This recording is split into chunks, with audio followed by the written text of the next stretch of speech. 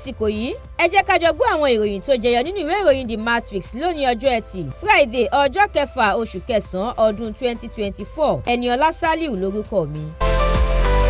Ààrẹ Tinubu ti gbé ìgbésẹ̀ láti sọ̀rọ̀ lórí àfikún owó bẹntiróòlù. Ó pa á láṣẹ fún igbákejì rẹ̀ láti ṣe ìpàdé pẹ̀lú àwọn alẹ́nulọ́rọ̀ lágbọn epo rọ̀bì lórílẹ̀‐èdè yìí. Lábẹ́ rẹ̀, a ti ń ṣiṣẹ́ lórí àti mú kí epo wà káàkiri orílẹ̀‐èdè Nàìjíríà àti láti fi gbèdéke sí iye rẹ̀. Lòpóbìrì ló sọ bẹ́ẹ̀. Wọ́n so iye owó bẹntiróòlù Dangote pọ̀ mọ́ iye tí pàṣípààrọ̀ dọ́là sí náírà bá jẹ́. Dangote sọ̀rọ̀, ó ní NNPC kò tí ì gbé bẹntiróòlù ní ilé-iṣẹ́ òun o. Bí ètò káràkátà lágbọn epo rọ̀bì ṣe ń lọ ló ń sọ iye tí bẹntiróòlù yóò jẹ́.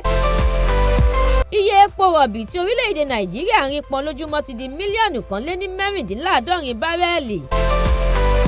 Ilé-iṣẹ́ ìfọpo Dangote yóò kéde iye tí ó fẹ́ máa ta bẹntiróòlù rẹ̀ nígbà tí yóò bá fi di inú oṣù kẹwàá. Ilé ìfowópamọ́ àkọ́kọ́ yẹn First Bank ti gùnlé ìpolongo tako jìbìtì orí ayélujára. Látàrí ètò ìdìbò ìjọba ìbílẹ̀ tó ń bọ̀ lọ́nà ní ìpínlẹ̀ Rivers, ilé-ẹjọ́ ti gbé ẹjọ́ tí ẹgbẹ́ òṣèlú APC pè tako INEC sẹ́gbẹ́ kan náà.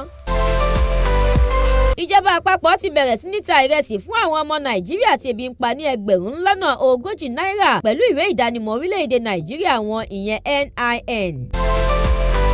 Ìròyìn eré ìdárayá, Victor Osimhen ti gúnlẹ̀ sí bùbá ìgbáradì ikọ̀ Super Eagles orílẹ̀-èdè Nàìjíríà ní ìmúrasílẹ̀ fún ìfẹsẹ̀wọnsẹ̀ wọn pẹ̀lú orílẹ̀-èdè Benin Republic. Ẹ lọ ka ìròyìn lẹ́kùnrẹ́rẹ́ nínú ìwé ìròyìn The Matrix tó jáde láàárọ̀ yìí lójú òpó The Matrix lórí Facebook, Instagram, TikTok, YouTube àti X. Àdúrà mọ́mi Balógun ló ṣe ògbùfọ̀ ìròyìn yìí. Ẹniọlá Sálíù lórúkọ mi.